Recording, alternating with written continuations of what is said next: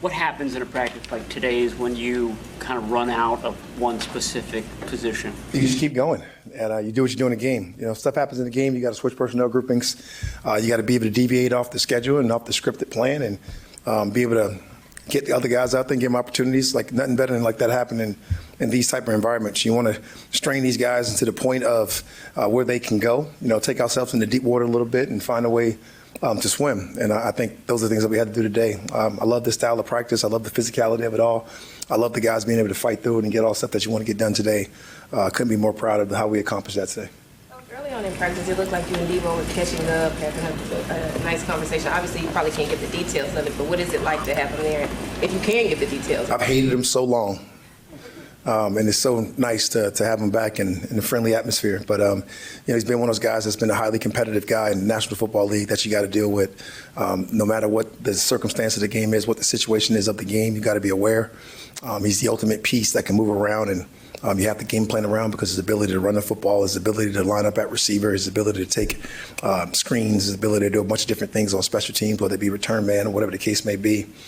He's so versatile, and we've used him so well in the Bay for so long that, we were kind of catching up. Caught up yesterday, but it's always good to see him, a face that's familiar around this building, and getting him back is really cool. What are your memories of facing him in two really kind of consequential games at the end of the... Let's just sum it up in this. I don't know. I think it was 22.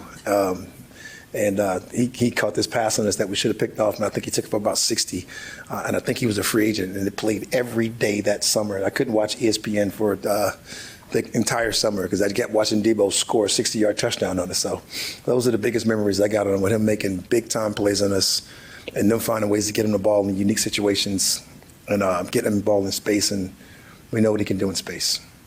Raheem, the rookie defensive tackles, Thompson and Eason, showing power and quickness and speed and all that in the one-on-ones. How do you see the D-tackle rotation behind Osa? Is it competitive? It really is. You got to go even.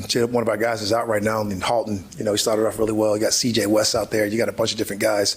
Got big AC coming back, and then some of even the young guys. They've really stepped up and done some really good things. So it's nice to see those guys getting reps, getting opportunities, seeing them have to fight through days like this. That's what the league is about, fighting through days like this, finding a way to contribute, and those guys are all finding ways to be significant contributors in that room, and it all play out, as we go further and further in the camp. What is the level of concern when you have so few edge rushers available at the moment? It's hard to say level of concern. You got Bosa out there, you got Romello Height, Mykel Williams is coming back off injury. They're going to all come back at some point. You got Keon White out there. You got a bunch of different guys that can give you such a presence. And then you got different people that can provide different type of rush mechanisms. When you're talking about Fred, you're talking about Greenlaw, you're talking about even the safety position with a guy like Tig, trying to utilize and find different ways to mix it up to get rush, pressure and things that you're able to do. It's hard to say concern. It's more for me like, the chess pieces that can move around and give you different tools and different things that can happen and how you work them. Does the film from practice capture the Trent and Bosa doing their one-on-one thing on the side, and do you get a chance to watch them? That's their own personal thing. Those guys, Bosa goes and gets them, and he does his own work.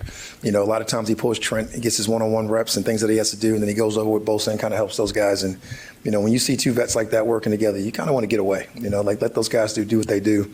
That's why they're great. Whatever the greatness that they're searching and the little intricate details that they're trying to get done over there, let those guys go and do those things. Those little private moments. I know they're right in front of you guys, so they're not that private, but that's the things that they do. I kind of walk away when I see that kind of stuff. You mentioned Tig. What are your impressions of him so far?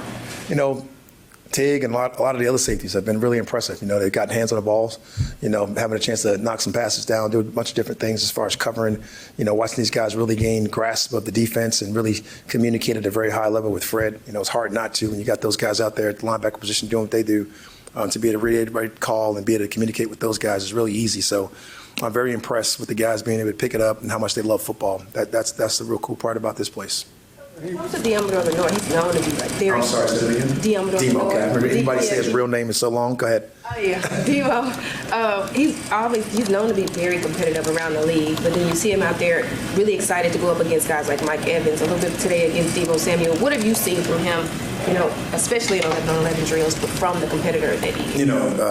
Deebo's one of those guys like you talked about being highly competitive. So when he's playing against Mike, gold jacket type of guy in practice, and then you get back Deebo, and we know what Deebo brings with from as far as a competitive standpoint, along with the D-Robs, along with all the other wideouts that we got, the young stribbling. So there's a bunch of different guys out there that provide different challenges, and I really love how he's accepting it. He's going out there trying to find out his spots, picking his spots to play really aggressive, picking his spots to play, really smart, picking his spots to be able to utilize his help, being able to understand the defense at a very high level. I mean, it's all really competitive for him on the grass, but it's just as competitive for him inside the grass. It seems simple for those guys, but they got little moments that they can pick, and I love how they're picking those moments. Him and Ronaldo has really, stood out in that way. To be able to go find him and Jack as well, being able to go find those moments. I mean, Luder, a bunch of different guys have made some plays. So it's like they're finding those moments and those places where they can make plays, and it's really cool to watch. Raheem, given your history and background, if Aaron Donald does come back, would you say he could be Aaron Donald again? It's Aaron Donald. So, those kind of guys are what they are, and they can do whatever they put their mind to. They got those different mentalities, those different people. We all know those people in sports. I think we talk about all the time that Kobe Bryant, those Michael Jordans, those Aaron Donalds, those people like that. Different conversation. Would you counsel him to stay retired if you could? I'm not going to counsel him to do anything. You can counsel him to stay retired, and he may come back just to spite you. So, I'm sure he is a grown man, and he's going to make a grown man decision, whatever it is, whenever he decides to make it. How was Osa Digizzi's his acclimation been to the defense? It's been fun to watch. It's been fun to watch him come in, and then really the first thing I noticed is what's his routine, his daily routine and how hard he works and how much he does for himself to keep himself ready to go. So those are the nosy moments you have as a coach where you can ask those things, man. When did this start? And he just talked about his history and, growing up and, having a brother that played as well and being able to adapt some of those things from different people in the places that he's been and watching him go through his process and how long he's able to be in the building. His mental stamina to stay within the framework of what we're doing and to figure out how good he can be. I really appreciate that about him. So, his presence being graced upon us in the building with, great smile, great energy, a person that loves football and really comfortable with himself. Those are all really great qualities to bring to a different team. Coach, how would you evaluate Jaden Duggar so far through camp, and where is he at in his development? He's doing great. The young man has really stepped up on special teams, showing his ability to contribute immediately. Everybody's special team is kind of the proving ground. And when you go out there and you show physicality out there, that really helps it. So, when Brand and Colt and those guys give those guys kind of credits, and then that gives them the ability to get out there and play even more defense and get more confidence, watching them grow every single day and learn from every single, I can't say mistake, but correction, whatever that correction is, I think is always something that's fun when you're talking about those younger players. And he's, within his room, there's not a lot of talking I have to do to him. He's got Fred and Greenlaw, who are players in that room, along with guys like Wallow and Tatum that have been in this system and been in the system and been around those guys and how to prepare. And then the coaches in that room, we're talking about Johnny Holland and KJ Wright, guy that's played a long time. They both played in the league. They both coached a long time. Well, Johnny's coached a long time, and he's got a bunch of knowledge he's able to get and acquire every single day, and he's eating it all up. Renardo was saying the other day that he felt like you have done a good job of kind of stripping things down to so that they can play fast, simplifying things enough that it's more digestible. Can you just explain what he might mean by that? What are some of the methods you use to try to do that to make? It's hard to say without giving away all Renardo's secrets, but it's having such a DB background, it's like you're able to relate to those guys and what's important. And then it's like trying to find ways that they can take shots and have opportunities to make plays. This whole league is based on those guys making plays. Nobody cares if you go out there and cover a guy and they don't get a catch. They care about what the significance of the plays that you made were. And he's found ways to make significant plays throughout camp and throughout the offseason. And he's growing every single day as he learned, and his communication with his safeties and what he should be and how he should be and what he should look like. I think those things have all gotten better for him. And that's probably what he's talking about, and it's being able to give him those details and be able to talk to him and coach those guys. And again, he has another big time veteran in his room, and Jerry Gray, that's played a lot of football. He's caught a lot of interceptions in his league. He's coached a lot of really great DBs, and he's able to get it from, everybody, all walks of life within his building. Ray Brown, he's got a ton of coaches in there, and I'm only a contributor to be able to help those guys. What Was there something you saw with him, either on tape or even in your conversations with him, where maybe he was overthinking, or something that did need to strip it down a little bit? It was less about that. It was more about my evaluation from college, what I knew about him and who he could be. It was kind of the relationship that he had with Jalen Ramsey, obviously being a Florida State guy. It was obviously some of those immediate relationships that was able to help me, really, get in with him. Before even going dark about anything that went wrong within the past here, I mean, that's the corner's position, right? There's only two positions in the National Football League that get all the criticisms, tackles and corners. It is what it is. That's the life we chose.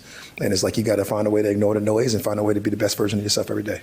Raheem, yesterday in practice, Fred and Dre had aggressive moments. Given the fact they're veterans and have done this a long time, is it necessary to give them a protect your teammates message, or do you like a bit of that edge, or how do you handle situations like that? That's a part of us, right? We always talk about protecting the team. That's something that we talk about every single day, whether it's in the defensive unit rooms, whether it's in our team meetings, whether it's in our position rooms. That's a major part of what we do.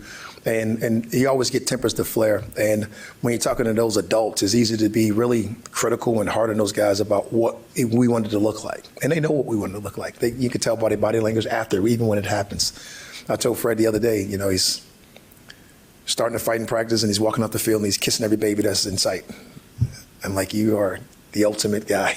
And then they're very correctable moments that gives your head coach an opportunity to go in there and talk to the very best players on your football team every day and correct those things. And when people see that, that gives great examples. So it's always good. You don't want them. You wish they would do it right away, but if that was the case, they wouldn't need us. And that's what we're here for. There's a lot of players in this league that really like playing for you, and when you lose a defensive end, does a guy like Leonard Floyd blow up your phone? And you've had him a couple times. What has he done for your defense in the past? Leonard Floyd is a phenomenal football player. He's great. He's even a better human, and he's the kind of high quality guys that you always want to be around. But it's not that he blows up my phone. I mean, those things all happen within the workings of our group upstairs, and obviously. You're always going to have an input. You're always going to have a say. They're always going to come to you and be very, ask the questions, ask the things. And Leonard's been here, so we know what he's about. We know what those kind of guys are about. So, those things could possibly happen. You never know. You always keep guys. They're always shortlisted. There's things that happen all the time. We got great people in place to do those things. RJ and Josh and all those guys in that personnel department that are constantly looking every single day. You got a lot of credit, a lot of respect for those guys. How was Nick Martin doing? And you're talking about Fred and Dre as being on the field, not just in that room, but on the field as the third linebacker with them, something that can really speed up his development. The pads came on yesterday, and he really showed up. Had one of his better days yesterday with his pads. You can see the ability to run around and be physical and hit. You can see his explosion. You can see the things where he drafted. You see a lot of the traits, and he's continuing to grow every single day. So being out there with those two guys won't hurt. I can tell you that much.